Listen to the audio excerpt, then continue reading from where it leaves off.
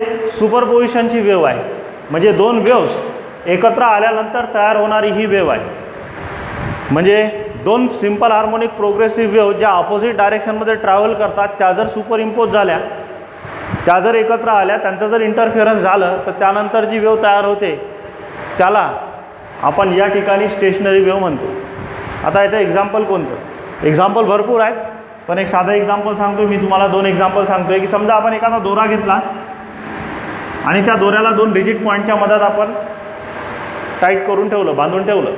म्हणजे दोन भिंतींच्या मधात एक दोरा जो आहे किंवा एक वायर जो आहे तो आपण हँग केला, सस्पेंड केला आणि लटकवला आणि त्यामध्ये एक परफेक्ट असं टेन्शन क्रिएट केलं आपण. आता जर मी या दोऱ्याला मधातून ओढलं आणि सोडून दिल्यानंतर काय होईल, याच्यामध्ये हे लूप्स क्रिएट होतात. असे दोरा या दोन पोझिशनच्या मधात जो आहे तो या पद्धतीनं व्हायब्रेट होतो, त्याचे व्हायब्रेशन्स होतात. दोरा जो आहे तो या दोन पोझिशनच्या मधात, आता दोऱ्याची ही पोझिशन राहणार नाही, दोरा या दोन पोझिशनच्या मधात असा व्हायब्रेट होत राहील, त्याचे व्हायब्रेशन्स होत राहतील. मग ही जी काही वेव्ह जनरेट झाली ही स्टेशनरी वेव्ह आहे. आता ॲक्च्युली मी काय केलं, एक्झॅक्ट सेंटरमधून त्याला प्लग केलं, सेंटरमधून त्याला ओढलं आणि सोडून दिलं तर तो व्हायब्रेट होईल. आता मी थोडंसं सेंटरपासून दूर जर व्हायब्रेट केलं, हाच दोरा घेतला मी आणि त्याला थोडंसं सेंटरपासून दूर व्हायब्रेट केलं, म्हणजे या पॉईंटच्या ठिकाणी पकडलं आणि या पॉईंटच्या ठिकाणी पकडून त्याला व्हायब्रेट केलं, तर व्हायब्रेट केल्यानंतर यामध्ये तुम्हाला असे दोन लूप्स तयार झालेले दिसतील. There may be the two loops, दोन लूपचं फॉर्मेशन तुम्हाला दिसेल. इथं दोन लूप्स तयार झाले, देअर आर टू लूप्स. इथं एकच लूप तयार झाला. मी काय केलं, पहिल्या केसमध्ये सेंटरमधून ओढला होता आणि सोडून दिला. मी आता सेंटरमधून न ओढता इथून 1/4 पोर्शनमधून ओढला आणि सोडून दिलं, जोरात ओढलं त्याला आणि सोडून दिलं, प्लंग केलं त्याला, छेडलं मी त्याला. एखादी पिन घेतली आता तर पिनच्या साहाय्याने त्याला ओढलं, इथपर्यंत ओढलं सोडून दिलं, तर यामध्ये या पद्धतीची वेव्ह जनरेट होते. ह्या दोन्ही ज्या वेव्हज आहेत ह्या दोन्ही वेव्हज ह्या स्टेशनरी वेव्हज आहेत. फक्त फरक असा आहे की याची वेव्हलेंथ वेगळी आहे, याची वेव्हलेंथ वेगळी आहे, फ्रिक्वेन्सी डिफरन्स आहे, नंबर ऑफ लूप्स वेगवेगळे आहे, पण दोन्ही स्टेशनरी वेव्हज आहेत. मग या स्टेशनरी वेव्ह जनरेट कशा झाल्या, स्टेशनरी वेव्ह कशा तयार झाल्या? स्टेशनरी वेव्हला तयार होण्याला कारणीभूत काय आहे, तर दोन इक्वल आणि अपोजिट वेव्हज एकत्र आल्या. दोन इक्वल आणि अपोजिट वेव्हज कशा एकत्र आल्या, ही इकडून जाणारी जी वेव्ह आहे ही वेव्ह रिफ्लेक्ट होऊन, म्हणजे इकडे जाणारी ही जी वेव्ह आहे ही वेव्ह रिफ्लेक्ट होऊन परत आली, आणि जाणारी वेव्ह आणि येणारी वेव्ह, ही इकडून जाणारी वेव्ह आणि परत येणारी वेव्ह, ह्या दोन्ही एकमेकांमध्ये इंटरफेअर झाल्याने इंटरफेअर होऊन कशाचं फॉर्मेशन झालं, स्टेशनरी वेव्हचं फॉर्मेशन झालं. ही वेव्ह मागे पुढे जात नाही, या वेव्हची वेलॉसिटी 0 आहे.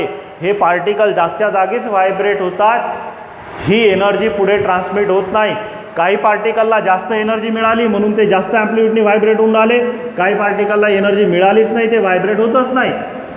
जे पार्टिकल जास्त ॲम्प्लिट्यूडने व्हायब्रेट झाले त्यांना अँटीनोड म्हणतात, आणि जे पार्टिकल बिलकुल व्हायब्रेट होत नाही त्यांना नोड म्हटलं जातं. They are non as nodes. बघू आपण ते असे नोड अँटीनोड फॉर्म होतात स्टेशनरी वेव्हमध्ये. आता याला एक सिंपल प्रॅक्टिकलसुद्धा तुम्हाला अप्लाय करता येईल, प्रॅक्टिकलसुद्धा तुम्हाला करता येईल. तुम्हाला प्रॅक्टिकलमध्ये आहे, लॅबॉरेटरीमध्ये तुम्ही हा मेल्डेज एक्सपेरिमेंट परफॉर्म करता, त्यामध्ये ॲक्च्युली तुम्हाला हे नंबर ऑफ लूप्स जे आहेत ते नंबर ऑफ लूप्स काउंटसुद्धा करता येतात, मोजतासुद्धा येतात. तुम्हाला हे नंबर ऑफ लूप्स मोजतासुद्धा येतात, म्हणजे क्लिअरली दिसतात त्या स्टेशनरी वेव्ह. आता ह्या स्टेशनरी वेव्ह फॉर्म कशा करतात, मेथड हीच आहे. फक्त दोऱ्याचं एक टोक जे आहे ते फिक्स करायचं आणि दुसरं टोक जे आहे ते आपण स्वतः व्हायब्रेट करायचं किंवा मशीनच्या साहाय्याने व्हायब्रेट करायचं. आणि जर आपण व्हायब्रेट केलं तर मग मात्र स्टेशनरी वेव्हचं प्रोडक्शन होतं, स्टेशनरी वेव्ह जनरेट होते. म्हणजे होतं काय, एक दोरा घ्यायचा, या दोऱ्याचं एक टोक फिक्स करायचं आणि दुसरं जे टोक आहे ते टोक व्हायब्रेट करायचं, हातात पकडून या पद्धतीनं व्हायब्रेट करायचं. व्हायब्रेट केल्यानंतर काय होईल तुम्हाला माहीत आहे, व्हायब्रेट केल्यानंतर यामध्ये या पद्धतीनं कोणती वेव्ह डेव्हलप होईल, प्रोग्रेसिव्ह वेव्ह डेव्हलप होईल. ही प्रोग्रेसिव्ह वेव्ह आहे, किंवा या वेव्हला आपण ट्रान्सवर्स वेव्हसुद्धा म्हणतो. स्ट्रिंगमध्ये तयार झालेली ही वेव्ह आहे. आता ही वेव्ह या पद्धतीने इकडे जाईल, पण ज्या वेळेला ही वेव्ह डेन्सर मीडियमवर पडेल त्यावेळेला त्याचं रिफ्लेक्शन होईल. आता आपल्याला तो टॉपिक नाही आहे, टॉपिक काढून टाकला की ज्या वेळेला एखादी वेव्ह डेन्सर मीडियमपासून रिफ्लेक्ट होते त्यावेळेला क्रेस्टचं कन्वर्शन ट्रफमध्ये होतं आणि ट्रफचं कन्वर्शन क्रेस्टमध्ये होतं. मग ही वेव्ह ज्या वेळेला रिफ्लेक्ट बॅक होईल त्यावेळेला ही जी ट्रफ आहे या ट्रफचं कन्व्हर्शन क्रेस्टमध्ये होईल आणि क्रेस्टचं कन्व्हर्शन ट्रफमध्ये होईल आणि ही वेव जी आहे असं क्रेस्ट आणि ट्रफचं इंटर कन्व्हर्शन होऊन ही वेव परत येईल. ही परत येणारी वेव आहे, ही अशी परत येणारी वेव आहे. आणि तुम्ही जर हे कंटिन्यू सुरू ठेवलं, हे व्हायब्रेशन कंटिन्यू सुरू जर ठेवलं तर इकडून जाणारी वेव आणि तिकडून येणारी वेव ह्या दोन्ही इंटरफेअर होतील आणि इंटरफेअर होऊन असं स्ट्रक्चर तुम्हाला मिळेल. आणि हे स्ट्रक्चर जे आहे ते म्हणजे काय आहे? It is nothing but a stationary wave. हे स्ट्रक्चर म्हणजे काय आहे? Stationary wave.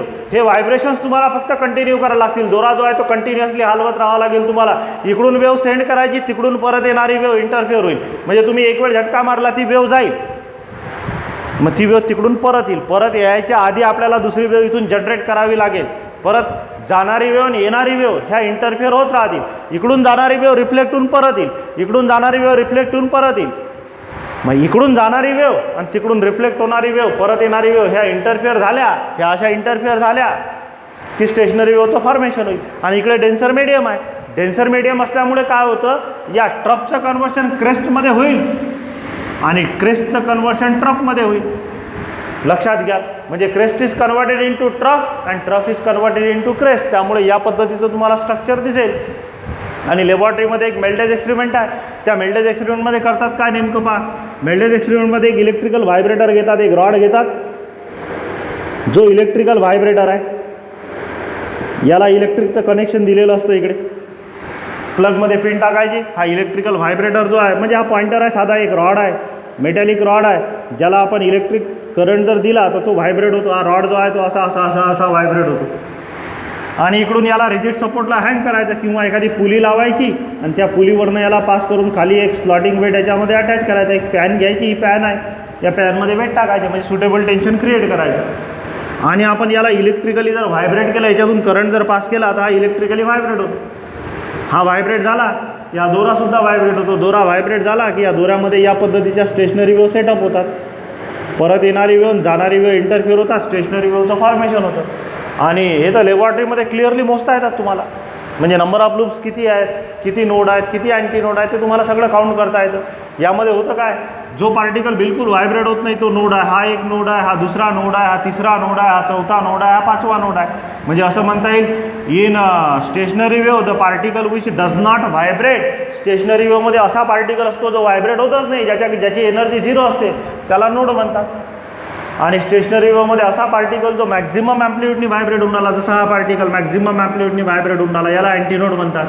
यालाही अँटीनोड म्हणतात, यालाही अँटीनोड म्हणतात, यालाही अँटीनोड म्हणतात. मग या डायग्राममध्ये तुम्हाला सांगता येईल की किती नोड्स आहेत. 1 2 3 4 5 5 नोड आहेत. आणि किती अँटीनोड आहेत, 4 अँटीनोड आहेत. तसंच इथंही सांगता येईल तुम्हाला 4 अँटीनोड आहेत, 5 नोड्स आहेत. आणि जनरली लूप जर पूर्ण फॉर्म झाले तर नोडची संख्या अँटीनोडपेक्षा 1 जास्त असते.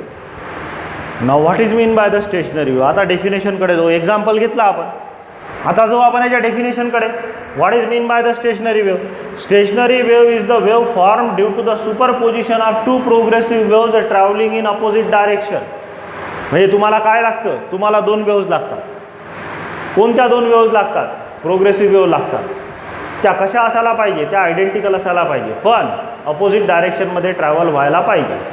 मग याची डेफिनेशन काय होईल पहा. What is the definition of stationary wave. The wave form due to superposition of 2 identical progressive waves traveling in opposite direction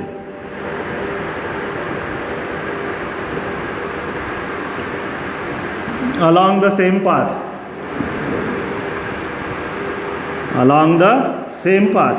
is called as a stationary wave.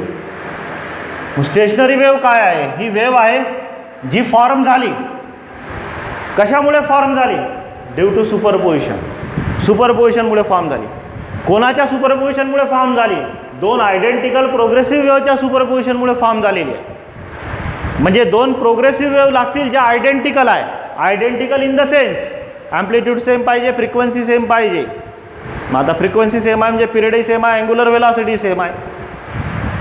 Identical in the sense amplitude सारखी पाहिजे, पहिली गोष्ट तर amplitude same पाहिजे आणि frequency same पाहिजे. ह्या दोन गोष्टी सारख्या पाहिजे, मग त्या आयडेंटिकल प्रोग्रेसिव्ह वेव्ज असतील.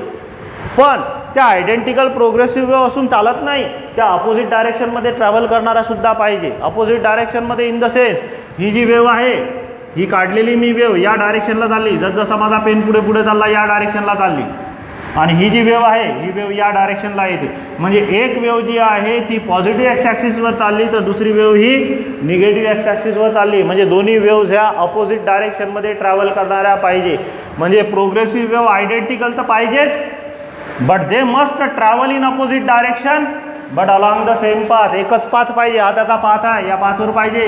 नाही तर एक वेव्ह चालली तिकडे आणि दुसरी वेव्ह चालली इकडे, काही स्टेशनरी वेव्हचं फॉर्मेशन होणं शक्य होणार नाही, लक्षात घ्याल. म्हणजे दोन्ही वेव्हज ह्या एकाच पाथवर जायला पाहिजे, म्हणून मी म्हटलं along the same path, along the same path. मग अशा प्रकारची जी वेव्ह फॉर्म होते त्या वेव्हला आपण काय म्हणतो? Stationery wave. What is the definition of stationary wave?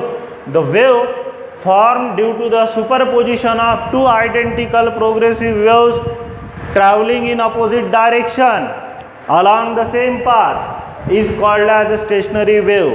क्लासमध्ये असते तुम्ही तर तुम्ही माझ्या मागे मागे म्हणता, रिपीट करता, मग तसंच घरी वाचायचं, चुपचाप बसायचं नाही, नुसतं ऑब्झर्व करायचं नाही, म्हणायचं माझ्यासोबत सोबत.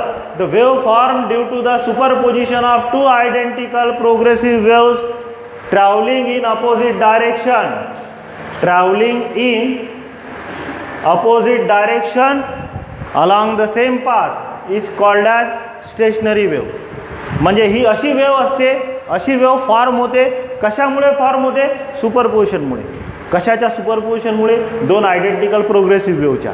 मग दोन्ही आयडेंटिकल प्रोग्रेसिव्ह वेव्हज आहेत, पण त्या कशा असायला पाहिजे? They must travel in opposite direction along the same path. म्हणजे सेम पाथवर अपोजिट डायरेक्शनमध्ये ट्रॅव्हल करणाऱ्या प्रोग्रेसिव्ह वेव्ह, आयडेंटिकल प्रोग्रेसिव्ह वेव्हच्या सुपरपोजिशनमुळे फॉर्म होणारी वेव्ह म्हणजे स्टेशनरी वेव्ह. रिव्हर्सही जाता येईल, फॉरवर्डही जाता येईल. सेम पाथवर अपोजिट डायरेक्शनमध्ये ट्रॅव्हल करणाऱ्या दोन आयडेंटिकल प्रोग्रेसिव्ह वेव्हच्या सुपरपोजिशनमुळे फॉर्म होणारी वेव्ह स्टेशनरी वेव्ह. किंवा उलटं, अशी फॉर्म होणारी वेव्ह जी सुपरपोजिशनमुळे फॉर्म होते, कोणाच्या? दोन आयडेंटिकल प्रोग्रेसिव्ह वेव्हच्या. त्या कशा ट्रॅव्हल करतात? अपोजिट डायरेक्शनमध्ये आणि सेम पाथवर ट्रॅव्हल करणाऱ्या आहेत. मग अशी जी वेव्ह तयार होते त्या वेव्हला आपण काय म्हणतो? Stationery wave. हे झालं स्टेशनरी वेव्हचं एक्झाम्पल. आणि मॅक्झिमम जे ऑप्टिकल इन्स्ट्रुमेंट आहेत, सॉरी म्युझिकल इन्स्ट्रुमेंट आहेत, नॉट ऑप्टिकल, म्युझिकल इन्स्ट्रुमेंट आहेत, त्या म्युझिकल इन्स्ट्रुमेंटमध्ये स्टेशनरी वेव्ह जनरेट होते. तुम्ही गिटार जरी घेतला, गिटार वाजवताना बघितलेलं आहे तुम्ही, गिटारला तार असतात, त्या ताराला प्लग करतात, सोडून देतात, तो व्हायब्रेट होतो, त्यातून सूर तयार होतात, म्युझिक क्रिएट होतं. ते म्युझिक क्रिएट होतं स्टेशनरी वेव्हमुळे. ही स्ट्रक्चर असते, त्याच्यामध्ये स्ट्रिंग व्हायब्रेट होतो आणि त्याला प्लग करण्यासाठी वेगवेगळ्या ठिकाणी नॉट दिलेले असतात. त्या ठिकाणी तुम्ही जर प्लग केलं तर वेगवेगळे सूर तयार होतात. फ्लुएट आहे, बासरी आहे, बासरीमध्ये हवा भरल्या जाते, फूक मारल्या जाते, त्या बासरीमधला जो पाईप आहे त्याच्यामध्ये एअर कॉलम आहे, तो एअर कॉलम व्हायब्रेट होतो, त्याच्यामध्येही स्टेशनरी वेव्ह जनरेट होते. तबला असतो, तबल्याला ज्या वेळेला आपण ताल देतो त्याच्यावर ठोकतात ते तबल्यावर ज्या वेळेला हात मारला तो थाप मारला जाते, त्यावेळेला तबल्याचा वरचा सरफेस व्हायब्रेट होतो, त्याच्यामध्ये सुद्धा कोणती वेव्ह क्रिएट होते? Stationary wave. हार्मोनियम वाजवताना बघितला असेल तुम्ही, हार्मोनियमचा तो समोरचा जो भाग असतो ज्याला पडदा जोडलेला असतो, तो मागे पुढे करतात, इकडून बटणं वाजवतात. मग तो मागे पुढे करताना काय करतात? त्यामध्ये हवा भरतात आणि त्याच्यामध्ये स्टेशनरी वेव्ह क्रिएट करतात. हवा बाहेर निघते, जसजशी हवा बाहेर निघेल, हवा बाहेर सोडण्यासाठी आपण बटन दाबतो, त्याची हवा रिलीज झाली की साऊंड क्रिएट होतं त्याच्यामध्ये. जसं फ्लुएटमध्ये सुद्धा तुम्ही बघितलं असेल, वर ते 7 छिद्र असतात, त्या छिद्रांवर बोट ठेवतात, पाहिजे तो सूर जनरेट करायचा आहे, बोट वर उचलायचं, बोट वर उचललं की बरोबर त्यातून हवा पास झाली की वेगळा सूर तयार होतो. मग त्यामध्ये जे एअर कॉलम क्रिएट झाला, तो एअर कॉलमसुद्धा स्टेशनरी वेव्ह आहे. स्टेशनरी वेव्हचं एक साधं उदाहरण सांगतो मी तुम्हाला. अजून बरेच वेळा तुम्ही शाळेतही हे उद्योग केलेला आहे. काय करतो आपण? पेनाचं टोकन घेतो, त्यात फूक मारतो जोरात. फूक मारला की त्यातून जोरात आवाज येतो, शिट्टीसारखा. हा आवाज म्हणजे काय? It is a stationery wave. त्या पेनाचं जे टोकन आहे, झाकण आहे, त्याच्यामध्ये एअर कॉलम असतो. आणि तुम्ही ज्या वेळेला त्याच्यामधनं हवा तोंडाच्याद्वारे फूक मारता त्यावेळेला तो एअर कॉलम व्हायब्रेट होतो. व्हायब्रेट होऊन त्यामध्ये स्टेशनरी वेव्हचं क्रिएशन होतं. बघू आपण, ते आहे पुढे आपल्याला. जस्ट त्याच्यानंतर टॉपिक आहेच तो vibration of air column in A pipe closed at one end, त्यामध्ये पाहता येईल आपल्याला. ते झालं स्टेशनरी वेव्हचे भरपूर एक्झाम्पल आपण या ठिकाणी बघितले. ही झाली स्टेशनरी वेव्हची डेफिनेशन, हे झाले एक्झाम्पल. आता आपल्याला स्टेशनरी वेव्हच्या फॉर्मेशनला ॲनालिटिकल ट्रीटमेंट द्यायची आहे आणि ॲनालिटिकल ट्रीटमेंट देऊन स्टेशनरी वेव्हचं इक्वेशन डेव्हलप करायचं आहे, म्हणजे परत डेरिवेशन आहे. आणि तसाही पेपर फर्स्टचे जे टॉपिक्स आहेत त्यामध्ये डेरिवेशनच भरपूर आहे. आपण सुरुवातीपासून बघितलं, पहिलं चॅप्टर रोटेशनल डायनॅमिक्स घेतलं त्यातही डेरिवेशन होते. सेकंड चॅप्टर आपण ऑसिलेशन घेतलं त्यातही डेरिवेशन होते. याही चॅप्टरमध्ये डेरिवेशन आहे. फक्त सेकंड पेपरचे जे चॅप्टर्स आहेत त्यामध्ये थेरॉटिकल पॉईंट जास्त भेटतील तुम्हाला. मग आता परत यामध्ये आपल्याला ॲनालिटिकल ट्रीटमेंट फॉर्म करायची, याला द्यायची आहे आणि ॲनालिटिकल ट्रीटमेंट देऊन आपल्याला स्टेशनरी वेव्हचं इक्वेशन डेव्हलप करायचं आहे. मग क्वेश्चनही तसाच येतो. Give the analytical treatment to the formation of stationary wave and hence obtain the expression or equation of stationary wave. Stationary waveचं इक्वेशन काढा and also find the locations of node and antinode. Node आणि अँटीनोडचं locations मिळवा. आता मी टॉपिकचं एवढं मोठं काही नाव लिहित नाही, मी सरळ सरळ लिहितो फक्त equation of stationary wave. Equation of stationary wave म्हणजे आपल्याला स्टेशनरी वेव्हचं इक्वेशन काढायचं आहे. By using the principle of superposition of waves. वेव्हचं जे प्रिन्सिपल ऑफ सुपरपोजिशन आहे ते वापरून आपल्याला या ठिकाणी इक्वेशन काढायचं आहे स्टेशनरी वेव्हचं.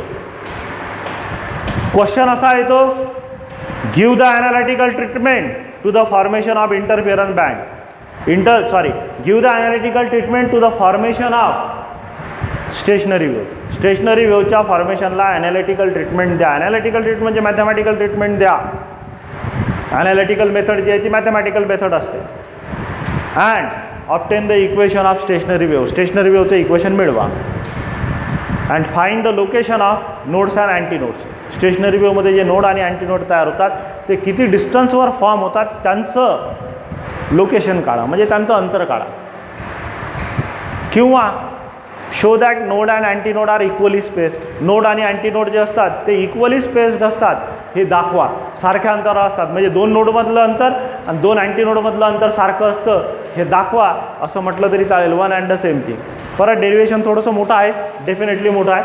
मग आता यामध्ये पण बुकमध्ये जर बघितलं तुम्ही तर शॉर्टकट दिलेला आहे, पण ते तुम्हाला समजणार नाही म्हणून मी थोडंसं मधातला पार्ट एक्सप्लेन करेल, त्याचा जास्तीचा पार्ट एक्सप्लेन करेल. माझा तुम्हाला माहीत आहे स्टेशनरी वेव्ह कशामुळे फॉर्म होते. स्टेशनरी वेव्ह फॉर्म होते प्रोग्रेसिव्ह वेव्हमुळे. सिम्पल हार्मोनिक प्रोग्रेसिव्ह वेव्ह दोन लागतात आणि दोन्ही वेव्स कशा पाहिजे, आयडेंटिकल आणि ऑपोजिट डायरेक्शनला. मग मी दोन SHP वेव्ह घेतो. त्यातलं फर्स्ट इक्वेशन घेतोय, पहिलं इक्वेशन घेतोय y1 = a sin twice pi in bracket nt minus x upon lambda. हे काल इक्वेशन बघितलं होतं आपण. फक्त आपण जे बघितलेलं इक्वेशन होतं ते होतं y = a sin twice pi in bracket small t upon capital T minus x upon lambda. This is the equation of SHP wave. दोन्ही इक्वेशन सारखेच आहे. काय फरक आहे तो पहा फक्त. ए आहे, साईन आहे, टॉईस पाई आहे. फक्त t/t ऐवजी NT आहे. का? कारण इथं 1/t आहे. 1/t म्हणजे काय होतो n.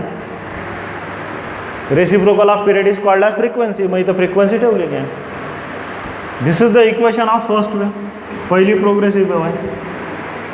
मी एक आयडेंटिकल प्रोग्रेसिव्ह वेव्ह घेतो. आता फक्त मलाही सांगा ही वेव्ह कोणत्या ॲक्सिसवर चालली. It is travelling along a positive x axis. हे जे इक्वेशन आहे हे इक्वेशन आहे SHP वेव्हचं.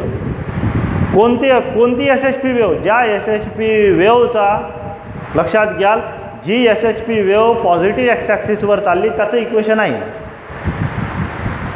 मग आपल्याला स्टेशनरी वेव्ह फॉर्म होण्यासाठी अपोजिट डायरेक्शनला ट्रॅव्हल करणारी वेव्ह पाहिजे. This wave is travelling along the positive x axis. This wave is travelling along a positive x axis. याची अपोजिट डायरेक्शन कोणती आहे? Negative x axis. मग निगेटिव्ह एक्स ॲक्सिसवर travel करणारे वेव्हचं इक्वेशन काय?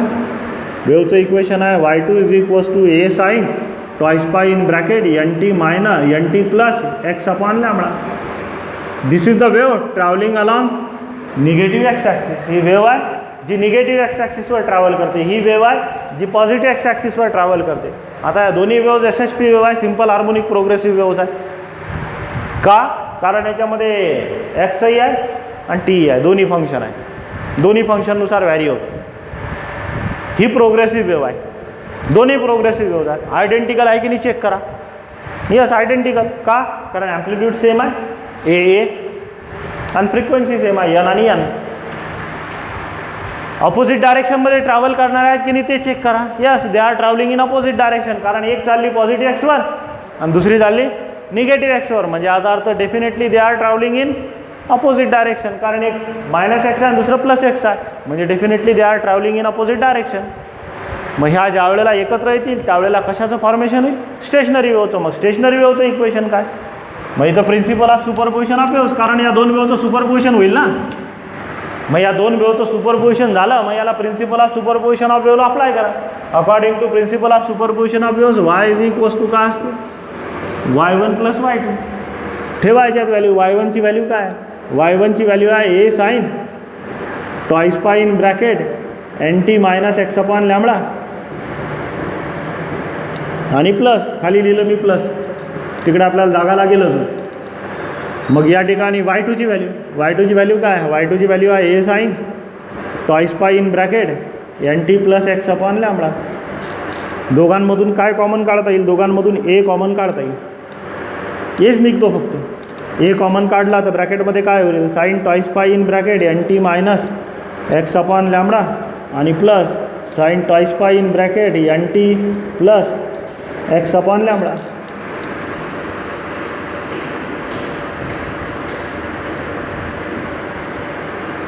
Bracket closed. आता पहा हे वायचं इक्वेशन मिळालं. y equals to A common काढला. Sine twice pi nt - x/λ plus sine twice pi nt + x/λ. आता याला एक फॉर्म्युला अप्लाय करतो मी मॅथ्सचा. युजिंग फॉर्म्युला आला मॅथमॅटिक्स. कोणता फॉर्म्युला आहे? साइन c + साइन डीचा. साइन c + साइन डीचा formula. What is the formula of sine c + sine D? आता मॅथ्समध्ये हा फॉर्म्युला होईल. झाला असेल तर फारच चांगलं. 2 × sin c + d/2 × cos c - d/2.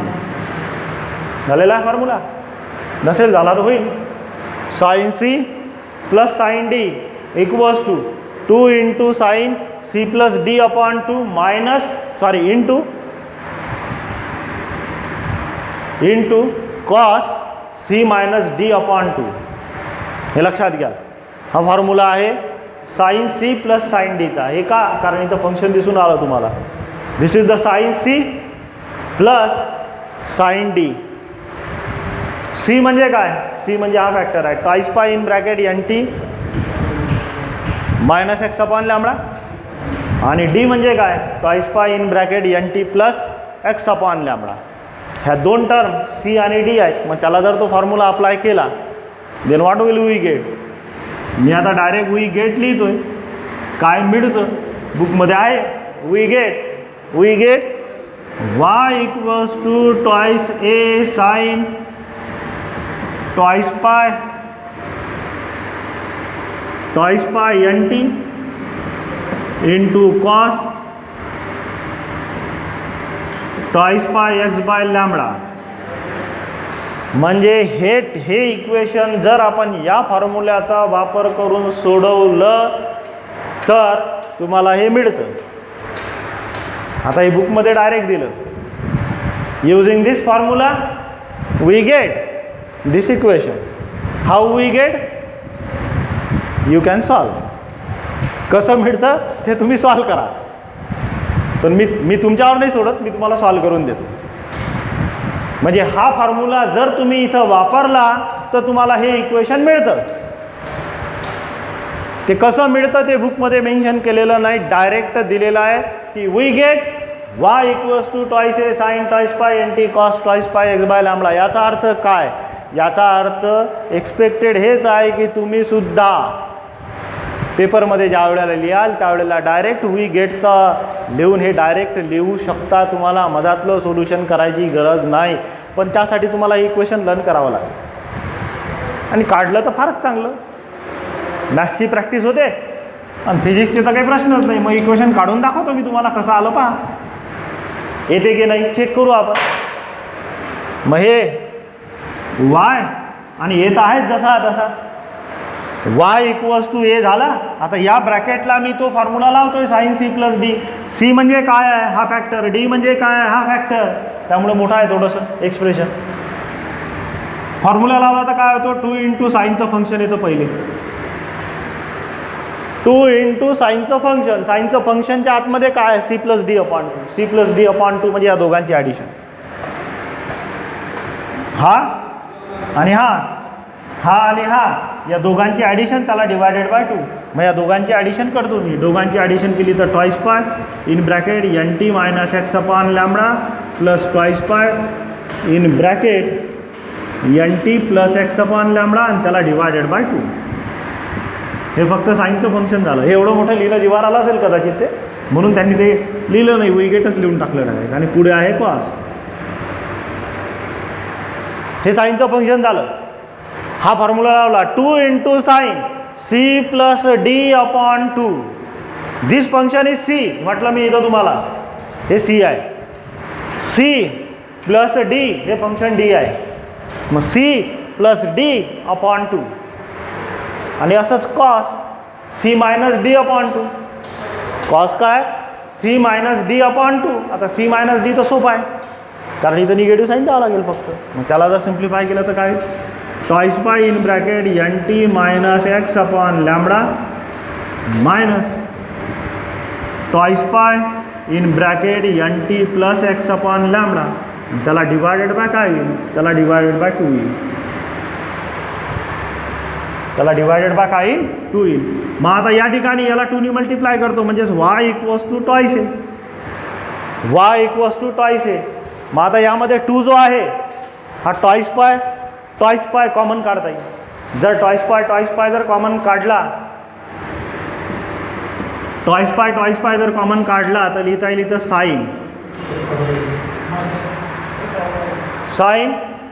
Twice pi जर कॉमन काढला तर ट्वाईस पाय इन ब्रॅकेट काय लिहिता येईल आपल्याला n T minus x upon lambda.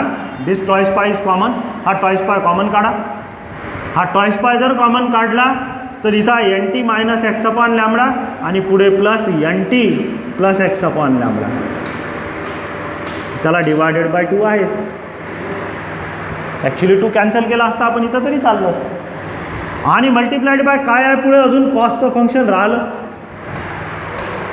जसं या वरच्या टर्ममधून ट्वाईस पाय कॉमन काढला तसा खालच्या टर्ममधूनही ट्वाईस पाय कॉमन काढा. जर ट्वाईस पाय कॉमन काढला तर ब्रॅकेटमध्ये काय उरेल, तर ब्रॅकेटमध्ये उरेल N T plus N T minus x upon lambda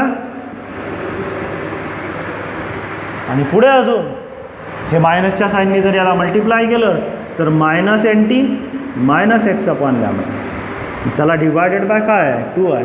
bracket close. आता यामध्ये हा मायनस एक्स अपॉन लॅम्बडा परत एक वेळ सांगतो पा काय केलं मी, काहीच नाही, याच्यातून ट्वाईस पाय कॉमन काढला. ट्वाईस पाय कॉमन काढला तर ह्या 2 ब्रॅकेट एका ब्रॅकेटमध्ये येतो. यातूनही ट्वाईस पाय कॉमन काढला तर ह्या 2 ब्रॅकेट एका ब्रॅकेटमध्ये, फक्त निगेटिव्ह साईनमुळे या दोघांचे साईन चेंज होतील, बाकी काही नाही केलं आपण. आता जे जे कॅन्सल होतं ते कॅन्सल करतो मी. सगळ्यात पहिले तर मी कॅन्सल करतो हा 2. त्यानंतर पुढे minus x upon lambda plus x upon lambda cancel, N T minus N T cancel. मग उरलेला टर्म लिहितो. आता काय काय उरलेलं आहे ते लिहितो इथं. मग ते लिहिताना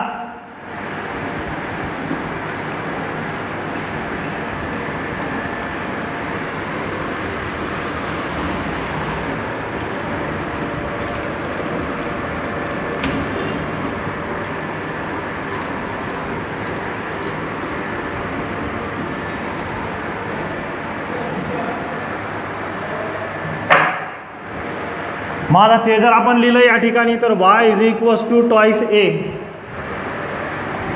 आता यामध्ये साईन आहेच ॲज इट इज, साईनसुद्धा लिहितोय मी.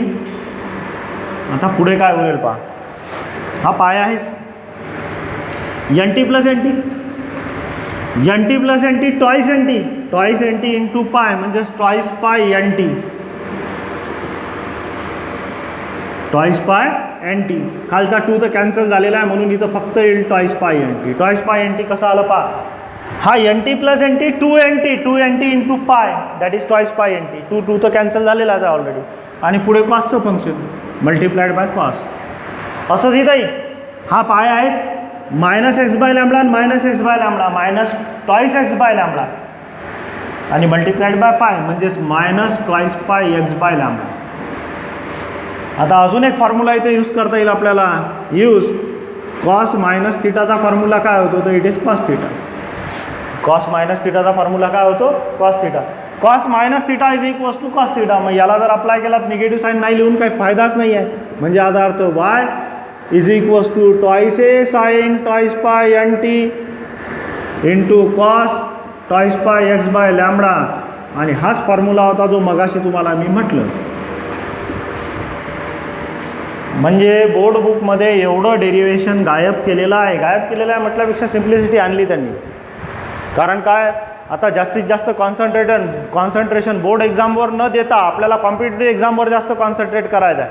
म्हणून त्यांनी काय केलं, CBSE प्रमाणे मॅथमॅटिकल स्टेप्स भरपूर काढून टाकलेले आहेत. म्हणजे नवीन सिलेबसमध्ये नाही. बुकची साईज लहान दिसून राहिली का, कारण हे मॅथमॅटिकल स्टेप्स कमी केल्या त्यामुळे पेजेस कमी झाले, हे लक्षात घ्या. आणि एक्सपेक्टेड तेच आहे आता बोर्ड एक्झाममध्ये सुद्धा एक्सपेक्टेड हेच आहे की ह्या स्टेप्स अवॉइड करा तुम्ही सुद्धा. डायरेक्ट याच्यावरनं मला using this equation we get, direct याच्यावर जम्प करा. Y is equals to twice A sine twice pi N t cos twice pi x by lambda. आता मी काय करतो, कॉसची टर्म आधी घेतो. म्हणजे y equals to twice A cos twice pi x by lambda in bracket into sine twice pi N t. आता ही जी टर्म आहे या टर्मच्या ऐवजी मी लिहितो capital A. Twice A cos twice pi x by लॅम्बडाच्या ऐवजी लिहितो capital A sine twice pi N T. This is the equation of stationary wave. आता ही स्टेशनरी वेव्ह का आहे त्याचं कारण सांगतोय. व्हेअर ए कशासाठी सबस्टिट्यूट केला आपण, A is substituted for twice A cos twice pi x by lambda. A is substituted for twice a cos twice pi x by lambda. This will be the equation number 3 and this will be the equation number 4. Now why it is stationary wave? He stationery wave का आहे याचं कारण काय ते समजा. ही stationery wave असण्याचं reason हेच आहे की या ठिकाणी या इक्वेशनमध्ये x नाही आहे, साईनच्या फंक्शनमध्ये एक्स नाही आहे. ॲम्प्लिट्यूडमध्ये एक्स आहे पण साईनच्या फंक्शनमध्ये एक्स नाही आहे. एक्स नाही आहे याचा अर्थ काय, ही वेव्ह पुढे फॉरवर्ड होणारच नाही. ही वेव्ह पुढच्या डायरेक्शनला जाणार नाही. आणि ही वेव्ह पुढच्या डायरेक्शनला जाणार नाही म्हणजे याचा अर्थ ही वेव्ह एकाच ठिकाणी उभी असेल. म्हणून या वेव्हला स्टँडिंग वेव्ह किंवा काय म्हणतात स्टेशनरी वेव्ह. आणि तसंही एक लक्षात ठेवा, जर एखादी प्रोग्रेसिव्ह वेव्ह जर असेल तर त्या प्रोग्रेसिव्ह वेव्हच्या इक्वेशनमध्ये ही ब्रॅकेट असते,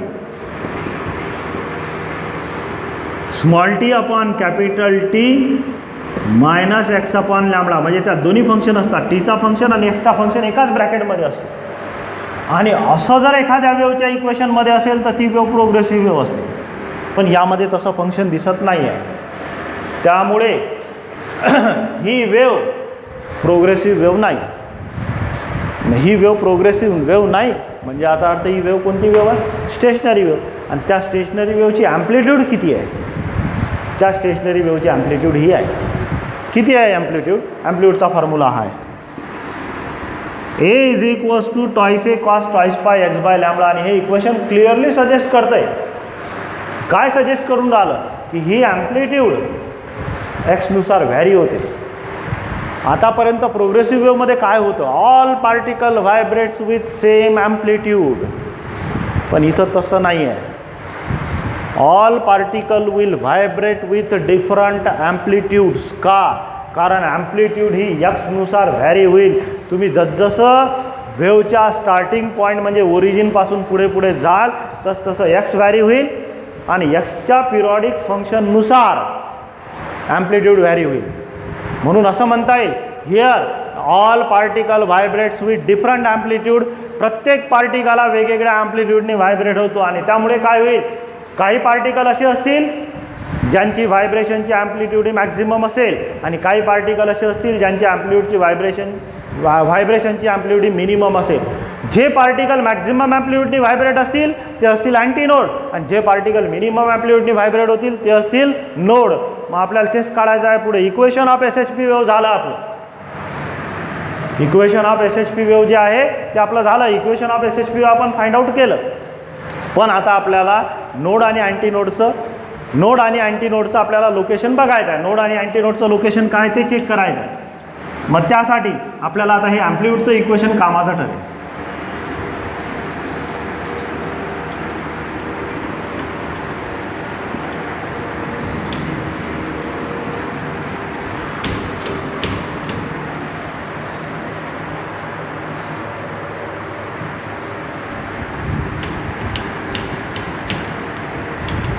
आता आपलं ॲम्प्लिट्यूडचं इक्वेशन काय आलं होतं लक्षात घ्या.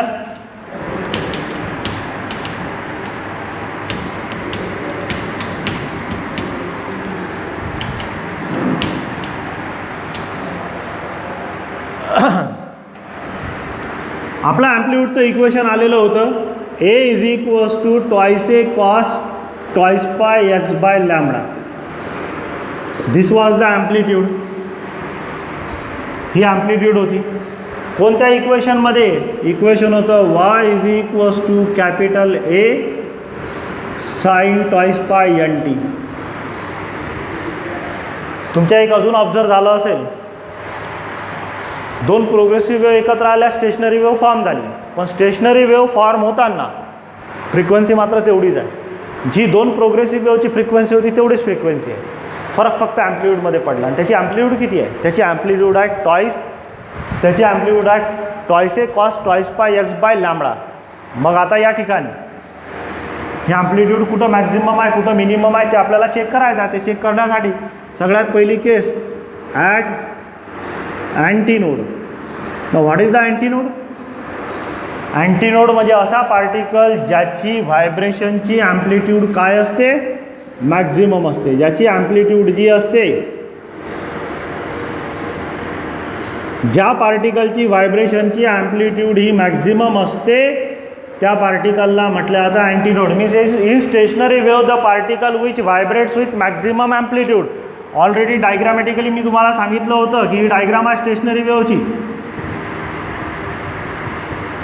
मग या स्टेशनरी वेव्हमध्ये जो पार्टिकल जास्तीत जास्त ॲम्प्लिट्यूडनी व्हायब्रेट होऊन राहिला तो आहे अँटीनोड. हा अँटीनोड आहे.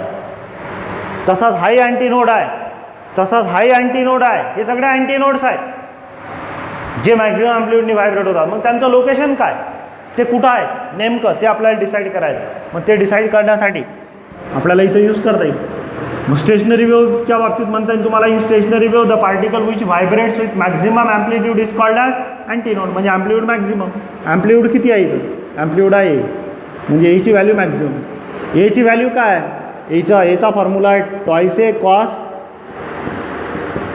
twice pi x by lambda. याची व्हॅल्यू काय आहे? याची व्हॅल्यू मॅक्झिमम. आता याची व्हॅल्यू मॅक्झिमम किती? याची व्हॅल्यू मॅक्झिमम टॉईस येईल. ती कशावर डिपेंड राहील? याच्या व्हॅल्यूवर.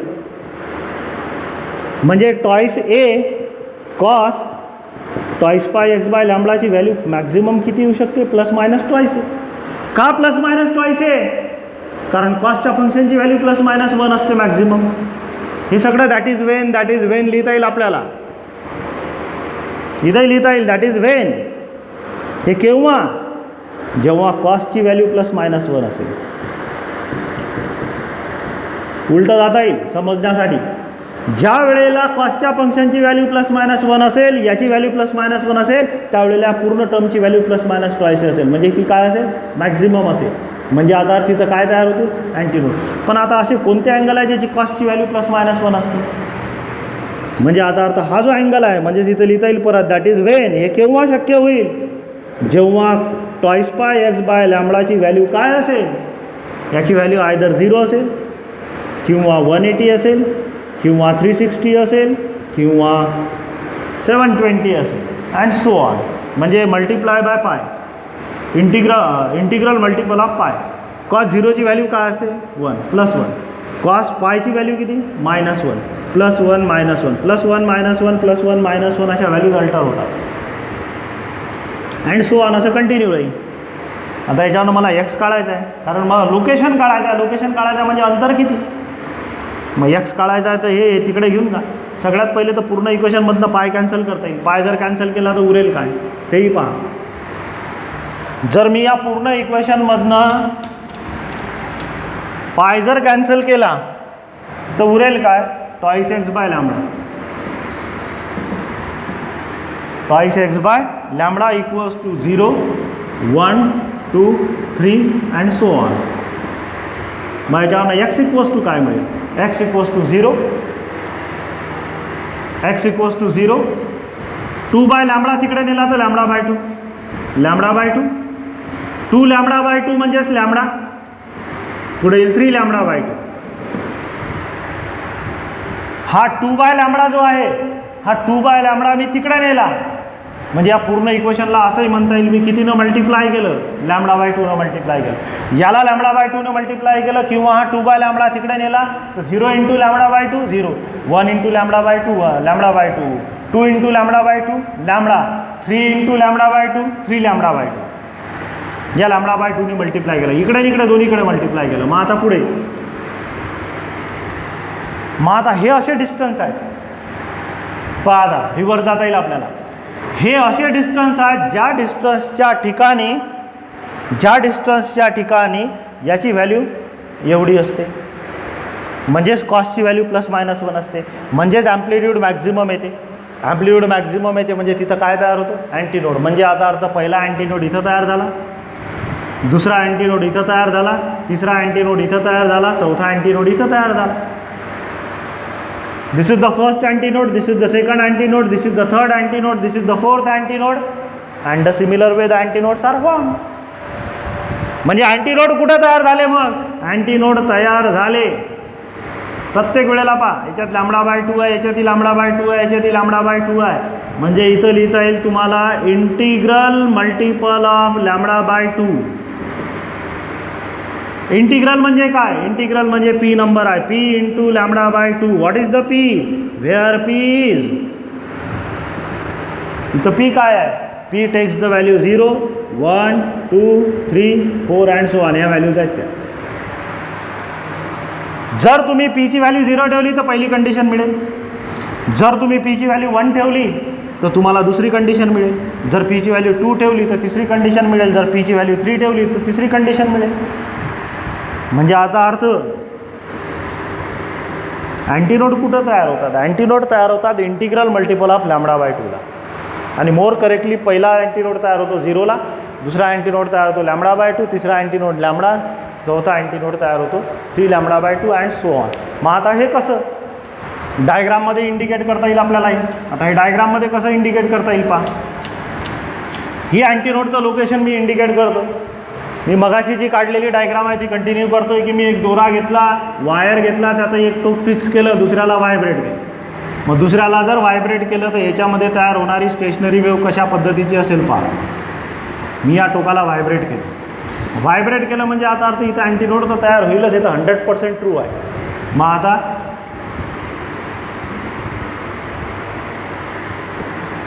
या पद्धतीची स्टेशनरी वेव्ह सेटअप होईल यामध्ये. आता स्टेशनरी वेव्ह सेटअप झाली तर पहिला अँटीनोड इथं तयार झाला. हे अंतर किती असेल आपल्या दृष्टीनं 0, हा अँटीनोड आहे.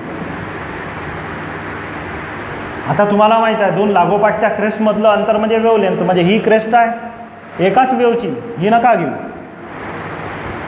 ही जर घेतली तर दोन वेगवेगळ्या वेव्ह आहे, याच वेव्हची क्रेस्ट हे इथपर्यंत, हे अंतर येतं lambda.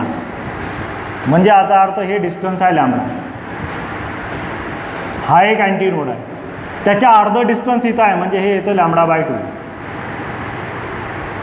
Lambda by 2, lambda by 2, lambda by 2, इथं येईल 3 लॅम्बडा बाय 2. हे अँटीनोड्स आहेत. म्हणजे पहा पहिला अँटीनोड कुठं तयार झाला 0वर, हे इथं मॅच झालं. दुसरा अँटीनोड कुठं तयार झाला, λ/2 हे इथं मॅच झालं. तिसरा अँटीनोड किती तयार झाला, लॅम्बडा. चौथा अँटीनोड किती तयार झाला, 3λ/2. आणि हे अंतर आपल्या थेरीनुसारही मॅच होतं. एक वेव पूर्ण वेव इथपर्यंत कंप्लीट झाली, मग हे अंतर लॅम्बडा, मग हे λ/2, मग याच्यात परत λ/2 ॲड करा, 3λ/2. These are the antinodes. आता विचार आहे नोडचा. हा एक नोड आहे, हा एक नोड आहे, हा एक नोड आहे. मग हे नोड कुठं तयार झाले तेही बघू. मग नोडसाठी काय कंडिशन आहे, सेम सॉल्व करावं लागेल. यालाच राहू देतो मी, जसं तसं चेंजेस काय करता येतील ते पाहू आपण. मग सांगा, number 2 case number 2 at node. What is the node? The node is the particle in which the amplitude of the particle is minimum and more correctly it is 0. More correctly it is 0. म्हणजे antinode node हा असा particle असतो जो vibrate होत नाही. म्हणून म्हटलं आता in stationary wave the particle which does not vibrate. In stationary wave the particle which does not vibrate is called as node. म्हणजे जो व्हायब्रेट होत नाही, म्हणजे ज्याची अँप्लिट्यूड मिनिमम असते, म्हणजे किती असते, 0. म्हणजे आता अर्थ ही व्हॅल्यू 0, कारण एची व्हॅल्यू ट्वाईस ए कॉस ट्वाईस पाय x/λ आहे. म्हणजे आता अर्थ याची व्हॅल्यू 0 लागेल इथं. आता मला सांगा, या पूर्ण टर्मची व्हॅल्यू 0 केव्हा येईल, ज्या वेळेला कॉस्टचं फंक्शन 0 येईल. मग कॉस्टचं फंक्शन 0 केव्हा येईल, कॉस्टचं फंक्शन 0 येईल. आणि कॉस्टचं फंक्शन हे 0 कोणकोणत्या अँगलला असतं, असे कोणत्या अँगल आहेत ज्याच्या कॉस्टची व्हॅल्यू 0 असते, तो असतो 90. 90 म्हणजे किती, 90 म्हणजे π/2. पुढचा अँगल येतो 270. 270 म्हणजे 3π/2. 1π/2, 3π/2, 5π/2, 7π/2.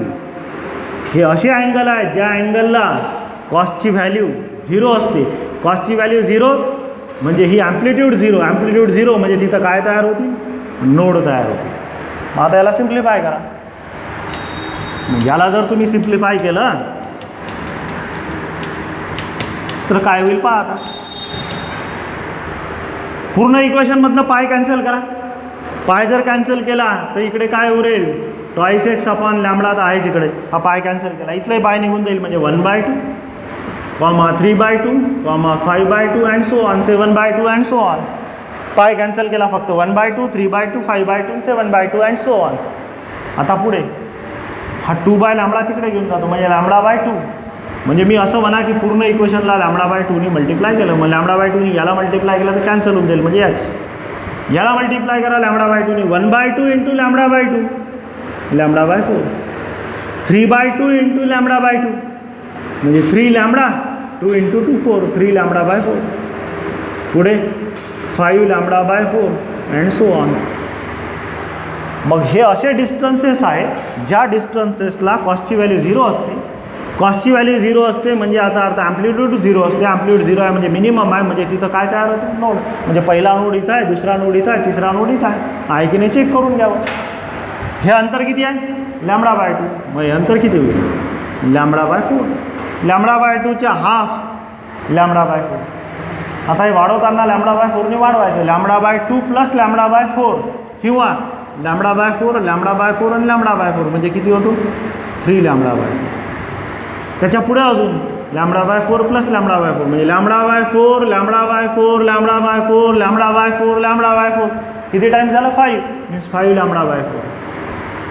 Hair it will be 7λ/4. पहा, पहिला जो नोड तयार झाला तो λ/4ला तयार झाला, फर्स्ट नोड. सेकंड नोड तयार झाला 3λ/4. तिसरा नोड तयार झाला 5λ/4. आणि तुम्ही इथं जर बघितलं तर हे काय आहे पहा, यात कॉमन काय आहे, त्यात कॉमन एकच निघतं λ/4. λ/4 कॉमन आहे, λ/4 कॉमन आहे, λ/4. नंबर काय आहे, 135. 135 म्हणजे कोणते नंबर आहे, ऑड. ऑड नंबर कसा दर्शवतात, ऑड नंबर दर्शवतात ट्वाईस p प्लस 1 ने. ऑड नंबर दर्शवतात ट्वाईस p प्लस 1 ने. Twice p plus 1 multiplied by λ/4. This number is odd. आणि इथं p ची व्हॅल्यू काय, तर where p is equals to 0, 1, 2, 3 and so on. ह्या व्हॅल्यू जर तुम्ही याच्या सबस्टिट्यूट केल्या तर करस्पॉन्डिंग तुम्हाला ऑड नंबर्स मिळतात. तर हे झाले पॉईंट्स ज्या पॉईंटच्या ठिकाणी कशाचं फॉर्मेशन होतं, node. This is about the stationary formation of stationary wave and as well as analytical treatment to the formation of stationary wave. आणि नोड आणि अँटीनोडचं लोकेशन, ही डायग्राम महत्त्वाची आहे. स्टेशनरी वेव्हचे कॅरेक्टरिस्टिक जर आपल्याला एक्सप्लेन करायचे असतील तर याच्यावरनं एक्सप्लेन करता येतात ते आपण नेक्स्ट पिरियडमध्ये बघू.